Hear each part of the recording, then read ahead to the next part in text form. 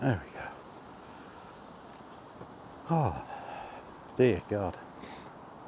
Why am I doing this? Well, straighten my mic up a bit. Well, welcome to another Walkie Talkie. God alone knows why I'm doing this today. I mean, the weather's a little bit better than it was yesterday. At the moment, it's not torrential rain and high winds. It's just windy and a little bit drizzly. I couldn't do it yesterday because the rain was that bad I would have needed an umbrella, and the winds were that high the umbrella would have disappeared along with me doing my Mary Poppins impression with it. So it's a bit better today, but it's not fantastic. Anyway, I didn't want to miss it. I normally take one day a week off, and I'd taken yesterday with the weather, so I wasn't about to do it again today. But I wish I hadn't. It's bloody cold as well. So try and plough through this as quickly as I can. So we'll crack on.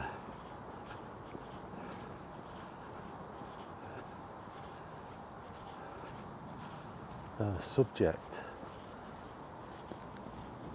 of today is going to be about Valve Steam Deck. Not Steam Deck.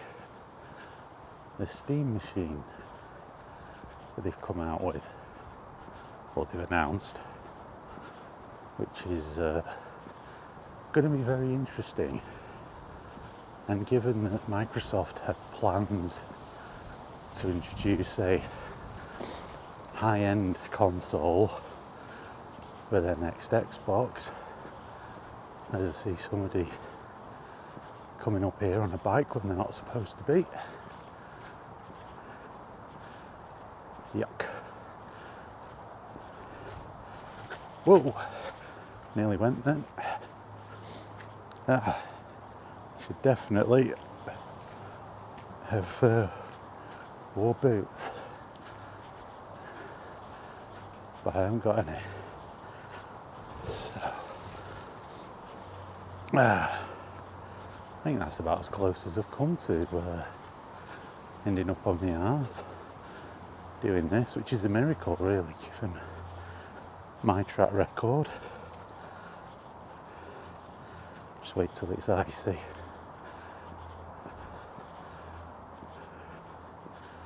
But yeah, people coming up here on the bikes clearly can't read the signs that say no bikes, so I ain't getting out of the way for them though, that's for certain.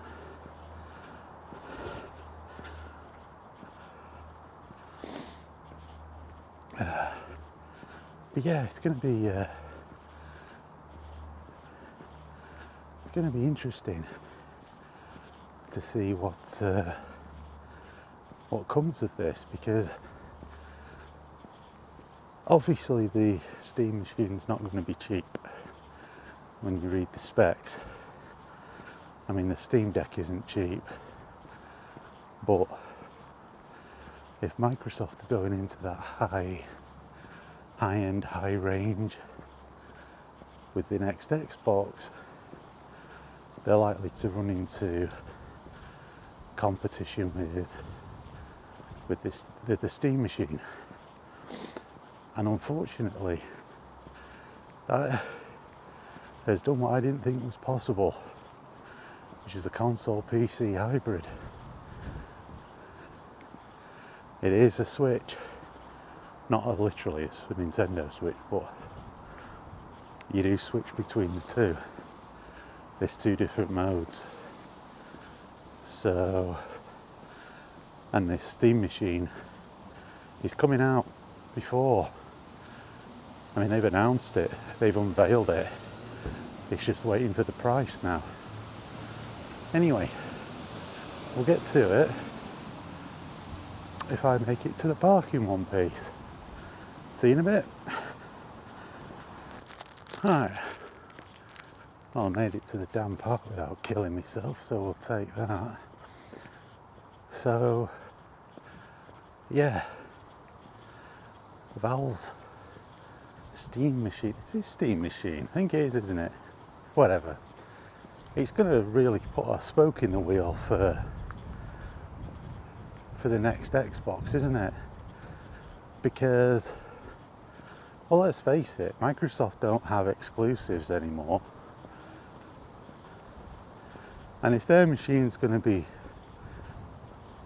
like a premium price machine like it's rumoured to be, well, why would I buy that? Because the Steam machine, if I was in the market for a new gaming system, is going to give me an access to a huge library of PC games, but also Xbox games, and it's a PC. You can, like I was thinking about how Microsoft were going to do this hybrid thing. Well, Steam have already done it, because you show it being used as both a games console and a PC. You can install your own operating system on it. That's the marketing aspect to it. It runs off Steam OS, but you can stick your own operating system on there. I mean, it shows you people, it looked like they were developing a game with it. People playing games, people doing productivity. And this device basically will plug into a TV, or it'll plug into a monitor. And the interesting thing as well is its size. It's really small. It packs quite a punch, which is why I don't think it'll be cheap. I mean, Valve haven't come out with a price yet. They're not leading off with the price. You can genuinely draw from that it's going to be quite expensive. But then, so is the next Xbox, according to rumours. Given also that you can play your entire Steam library off of this. Bearing that in mind, and obviously upcoming PC games, and it's quite high spec, so they're gonna, I don't know whether you could say, I mean, they're marketing it as 4K and 60 frames per second as the ability of this machine, which is certainly going to put it above the current consoles. Let's just say, going off a ballpark figure, let's say it comes out £600-700. Given the, sorry, things hitting my microphone. Today's pissing me off. Today's going to end up getting its ass kicked at this rate. It's really pissing me off today. I nearly slipped and fell in mud, which never puts me in a good mood. And now my jacket's being a dickhead, which means I'll be setting fire to it and throwing it out the door. Right, as I was saying, so if it's around these sort of £600-700 price mark, that's kind of putting it not too far away from where current games console prices are. Let's be honest, where they've wrongly blamed tariffs as the reason for the price increase, which was nonsense because they had plenty of stock already in the country at the time these price increases were announced.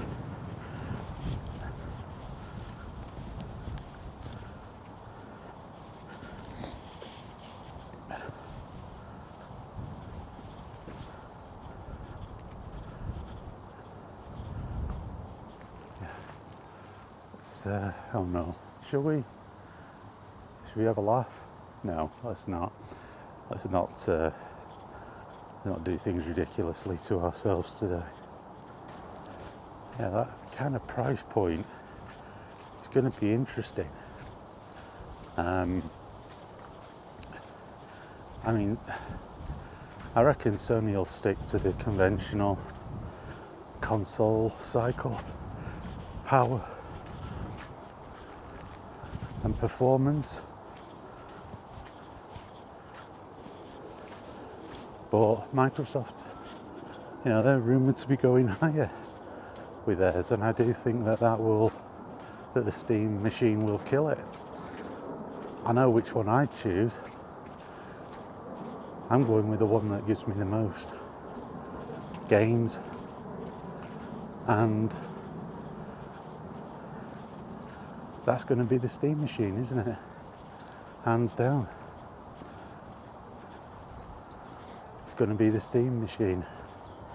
It sure as hell isn't going to be some crappy, overpriced thing with no exclusives coming out for it.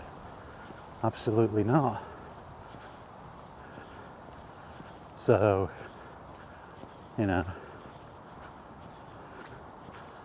but it's just the way it goes, isn't it? I think Microsoft are definitely hitching their wagon. Their trains are the wrong wagon.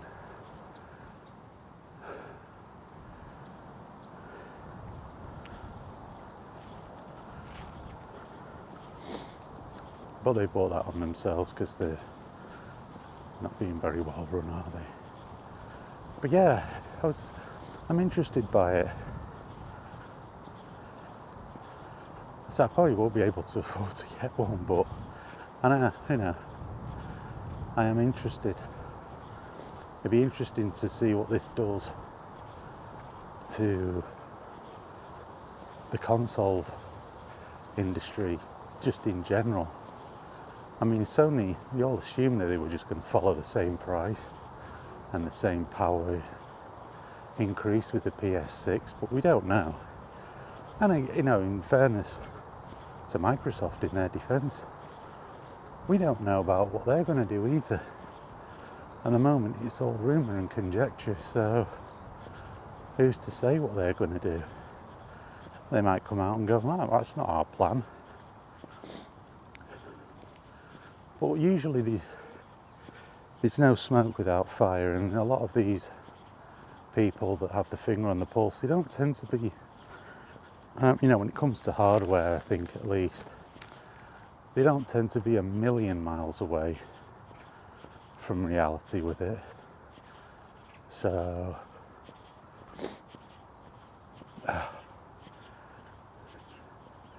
they tend to be pretty on the money.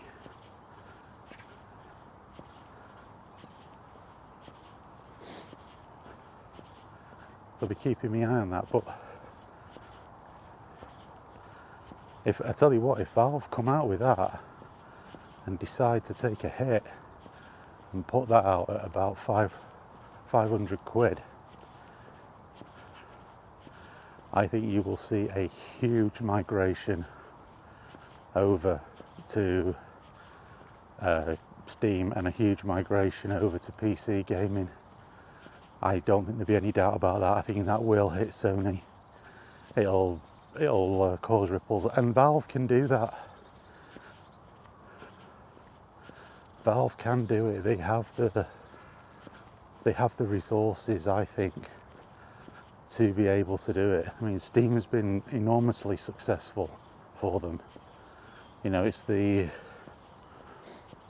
the standard for buying PC games. Other companies have tried to muscle in, but they've not really managed to get within touching distance of Valve. And that's because, they went first. GOG is good. Particularly when it comes to the older games, GOG do put more care and attention. They also, they market their stuff as DRM free. That does mean that they they can struggle at times to get certain releases onto their platform. Certainly straight away, you do tend to have to wait for a while. A lot of stuff does come on there eventually, but the major companies, the AAA ones, you know, their bottom lip comes out because they can't infest their software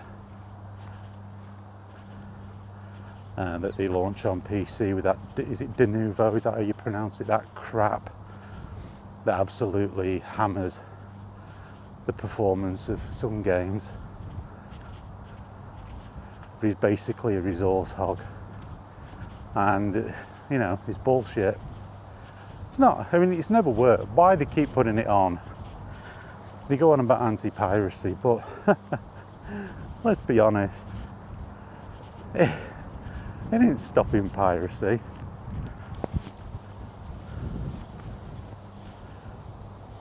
It ain't stopping piracy. Not at all.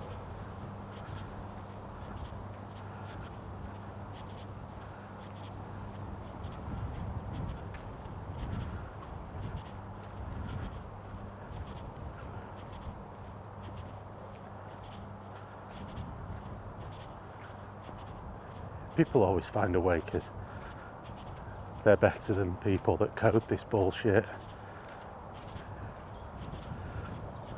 You know, games will always be pirated, they'll always get cracked, no matter what they do. Jesus Christ, back in the 80s they had this little booklet that came with Jet Set Willy, and it was a colour chart. Gee, this thing fitted inside a cassette case. It was minuscule, and you were given the thing on the screen when you loaded it, and you had to use this colour chart as a reference and enter the code or the colour into the computer. And yeah, when people were copying the game, they were hand drawing that little code chart, hand drawing and colouring in that little code chart.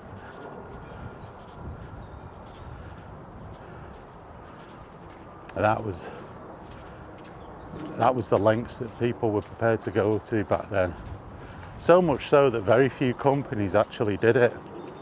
Others tried the old go to page, whatever it is in the manual, and you know, type in the first word that appears in paragraph 3. People just photocopied the manual. And then eventually people got clever enough just to crack the game and take that requirement out. That was what was funny. So all forms of copy protection fail. So why waste your time with it in the first place? You just make people do it because they can at that point. People do it because they want to prove they can do it. Plus the fact it's human instinct to rebel against things like that. So, you know, it's always going to happen. It's always going to be the case. It's quite funny, really, when you look at it. I think it's funny anyway.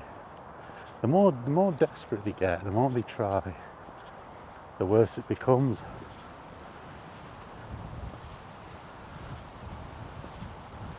So, you know, why bother in the first place? You're just wasting time. So yeah, that's going to be interesting. See what comes of that.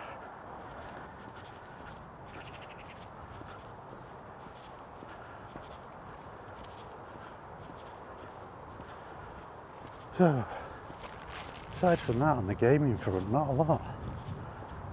I managed to go down my rabbit hole with the anti-piracy measures. The hell did I get on that? I don't know.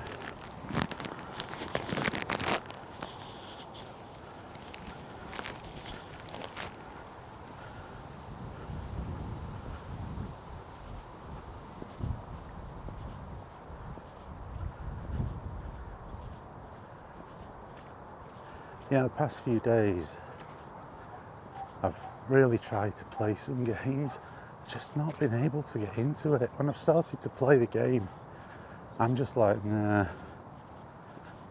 not really getting into this. That's odd for me. But yeah, I've just kind of struggled a little bit, really. Not really been inspired. I did play through Doom 3 Resurrection of Evil. I've done a bit more on that. But yeah, just not really got into anything. I was looking on Steam. There's nothing really on there. In my library, even stuff that I haven't played yet. I actually spent a bit of time sort of uninstalling games, really, to create some space on the hard drive so I can actually install some of the ones I've got.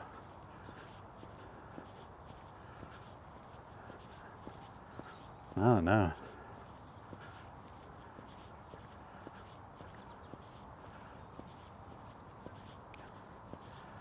I was looking forward to getting Metro Prime 4 when our people are saying you've got this companion who follows you around, yakking at you all the time. I'm like, oh no. If there's one thing that's guaranteed to make me want to drop kick a game, and that's a gobshite companion that follows you around everywhere, being Captain Obvious, please tell me you can either turn that off or it's not intrusive, because if that's all the time, I'm not going to get on with that game. Why do they keep doing this? Why do they keep messing around with shit?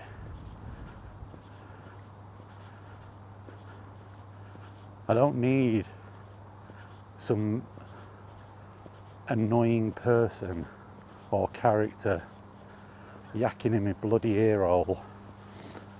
I play games to get away from being nagged. The game's going to nag at me, that's going in the bin. So I'll be holding fire on that. That comes out, I think it's the beginning of December, beginning of next month. And the really annoying thing is that's probably one of the few Switch games that I was looking forward to this year. Well, the only one, really. I'm toying with the idea of getting Hyrule Warriors, Age of Imprisonment. But here's the thing, I wouldn't normally get a game like that. I have played Dynasty Warriors a few times in the past and it's alright, but it just gets quite samey. The fear that I have for this is it'll be the same. And am I only buying it because there's nothing else and I want desperately to have something other than Mario Kart World that's a Switch 2 game, not an upscale from the Switch.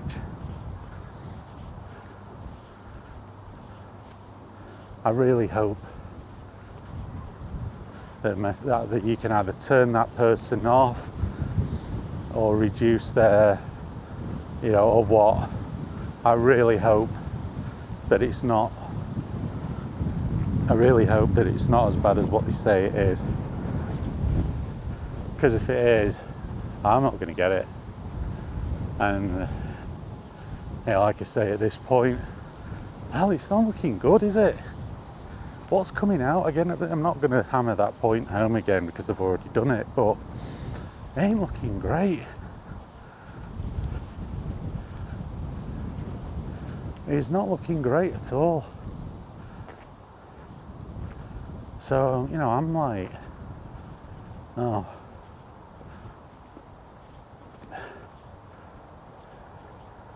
What's going to come out? It's going to grab my attention. Yeah. So anyway, hopefully it won't be bad. You know, it'll be able to turn the bastard off, or at least it won't be going on with itself all the time. I'll wait until I see some gameplay, I think, so I won't be placing an advanced order. Yeah, that advanced order, not pre-order. Pre-order is the stage I'm at now. Advanced order is the part where I place an order. See? That's how language works. It's dead easy. But yeah, certainly we won't be placing an advanced order for it.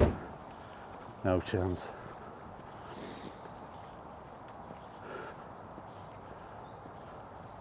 But my fingers burned too many times this generation to be doing anything like that. Aye.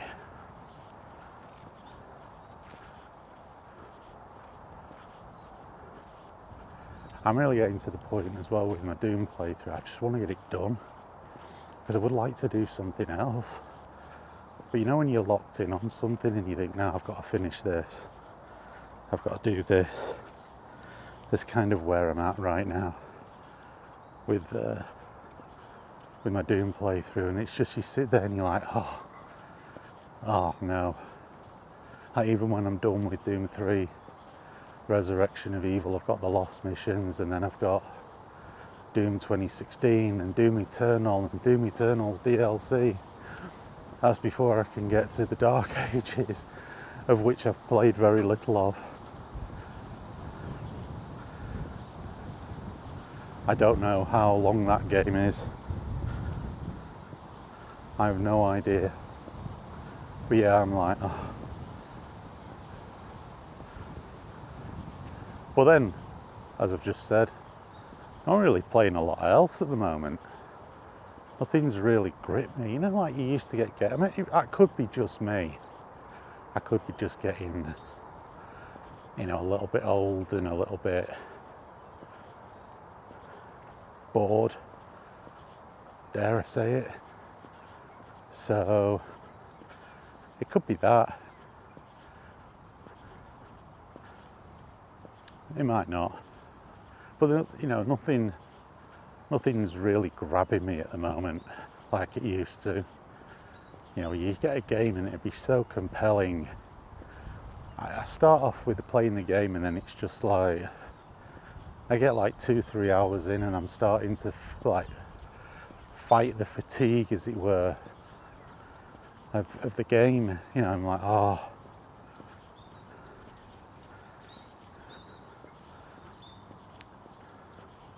And it shouldn't be like that.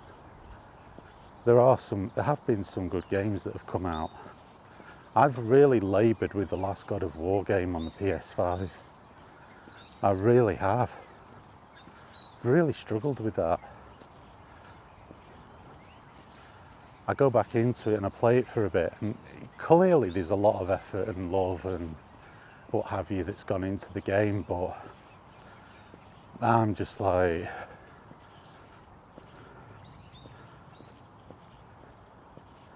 can't be doing with it.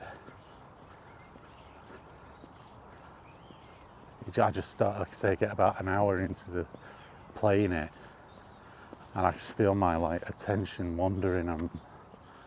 I'm looking off elsewhere, wanting to do something else, and that could be just, like I say, it could be just me, but because it's a very well made game, I'm not faulting it for that, that's for certain, but I'm just not feeling it.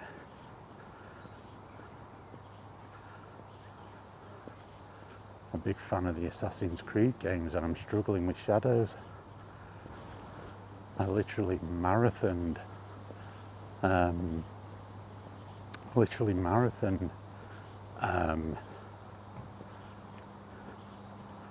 Jesus Christ, Valhalla. I'm trying to think, I forgot what the hell it was called. I bought all the DLC for that as well. You know, absolutely marathon that game. Same with Origins, same with Odyssey. But by God, Shadows, I don't know. I should like it. You know, it's just not clicking with me. And no, it's not because of the reasons that people disliked it. You know, it's not because of the whole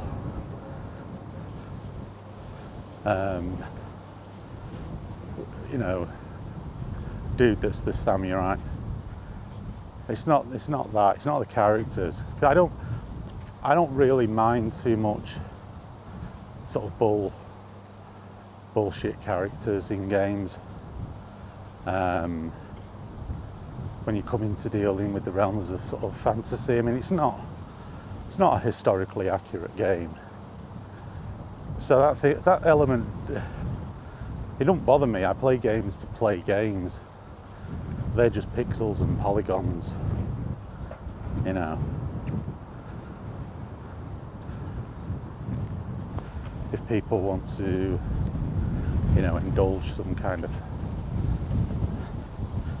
fictional, take a character from history and, you know, place them into fictional scenarios. That's kind of what Assassin's Creed has always done. You know, strangely enough, the shit that happens in the game didn't happen in real life, folks. You know, 2012 came and went. So, you know, that was the sort of whole apocalyptic 2012 theme, the Animus, all that kind of stuff. That ain't real. So I'm not about to hold a game to a standard that it never professed to be at in the first place, in its entire run, its entire series. But I think it's the gameplay, and I think it's the problem with these big open world games. You spend a lot of time traveling to the thing to do. It was one of the problems with Fallout 4. Fallout 4 is a great game, but the world is not exactly, well, when it released, they kind of improved it, obviously, with the DLC. And if I was being cynical, I would say that they held that stuff back for the DLC, if I was of a cynical mind. But when it launched and I was playing it, Fallout 3 was quite densely packed. It was a smaller map, and it felt smaller anyway, because it was very densely packed with things to do and places to go. Fallout 4, once you get past the opening bit and you go out into the world, you know, you go past like the Red Rocket gas station, is it Concord or whatever? You go past there. It's like the world is big, great, stunning, great, but it's also quite empty.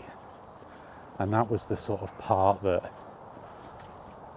sort of pulled back on that for me a bit. It was quite empty. There wasn't much to do in the world for quite a long period of time. You were just walking around. You know, you might get some encounters with something, but by and large, you were just walking around, and you know that's become. Fallout 4 by no means was the worst example of it, but that sort of is what happened with a lot of these games. They were full of a big nothing, and that's not particularly great as a way forward for games. I'd rather it be a smaller, more densely packed world with things to do.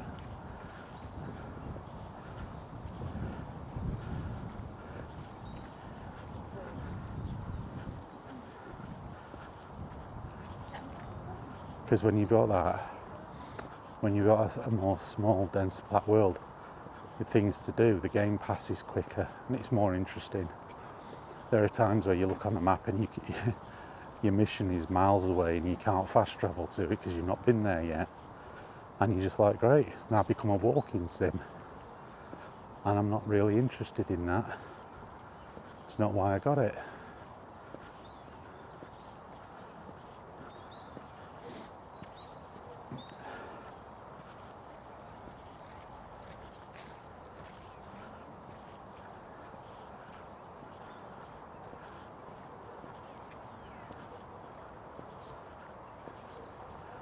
You see, yeah, I think that's sort of. I think there's more to do in Assassin's Creed Shadows, but it's just it invokes those same feelings, you know. Oh God, you know, I've got like 1,000,000 miles to walk here, or whatever. What am I doing? I'm going all the way to this blip on the map to pick up a scroll. It took me 25 minutes to do it. Some people describe that as being busy work. And I don't think it's busy. I think if it was busy, it'd be all right. It's just walking. It's like what I'm doing now. I'm walking around this park. Imagine doing this in a game. Imagine there'd probably be some people that would say, oh, that'd be great, but not for me. I mean, I want to do shit. I could do this in real life. I play games to do things I can't do in real life.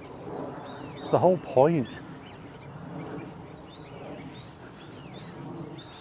So I'm wondering if it's just that. I'm wondering if it's just these really big open world games that are time sinks. You know, they're designed to stop you playing other games, especially these days when they're masked as a live service game, like a lot of them are, which is why you need that, you know, perpetual internet connection. I wonder if that's what it is.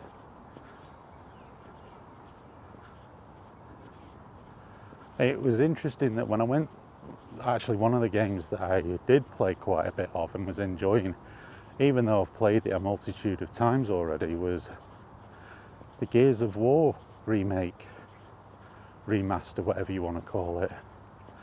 You know, I got it free on the Xbox Series X because I own the one they released before it, the remaster that they released on the Xbox One. And I actually found myself enjoying that and playing it quite a bit. It'd been a few years since I last played it, but I've played that original Gears probably a dozen times. But because there's always stuff to do in it. It's not a big open world game, but it's still a reasonably big game. But it's not a lot of pointless wandering. You can do, you know, levels are big enough to sort of scratch the itch if you want to explore, and you're rewarded for it by finding the cog tags scattered around the levels. I mean, they just unlock bits of artwork, but you know, it's something that's there and it's not essential to the game. And I quite like that. That does work for me. I do enjoy that element to it. And I look now though, I mean, and that was it. They're stark contrast to Gears 5, which was a lot more open world, and I've played it once and I don't know if I'd ever play it again, because I've just found it boring going around on that skiff from one location to another. It was boring. I think they were just trying to showcase the hardware, you know, showcase, look, our consoles have an SSD in it, so loading times now are kind of much more reduced. They're not a thing of the past, because there's some games where the loading times take just as long as they did when it was loading off disk. I don't know how they've managed to achieve that. The loading times in that F1 game are hideous. It's like, what the bloody hell is it loading from? I head back this way, I think. And how long have we been going for? I call it. Here's another general chat, really. But yeah, going back to my original point, I'll walk round and finish this up. It's going to be very interesting to me to see how this steam machine, if that's what it's called, I'm sure it is. Anyway, it doesn't really matter, does it? How that's going to change the landscape of things. Because I know Valve did try something apparently before, but I think the situation's a lot different now.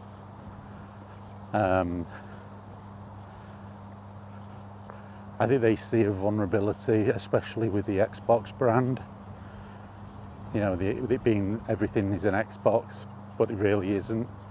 It's like one of the worst marketing ideas ever. Yeah, Xbox has now become synonymous with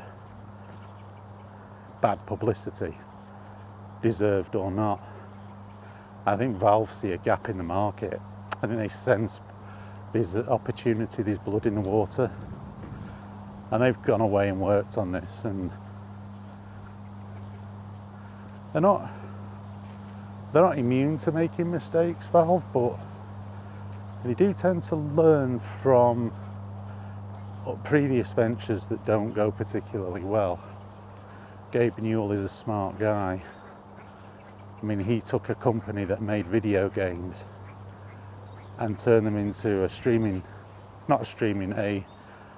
shop front, a platform to distribute PC games. They don't ever need to make a game again. And that's a pretty big change. It's not even becoming a publisher from being a developer. They've become a shop front, a storefront that is now the number one place to distribute games on PC. That's impressive. They completely changed how PC gaming was going to go. And, you know, at the same time, they've kind of made it more appealing to the masses.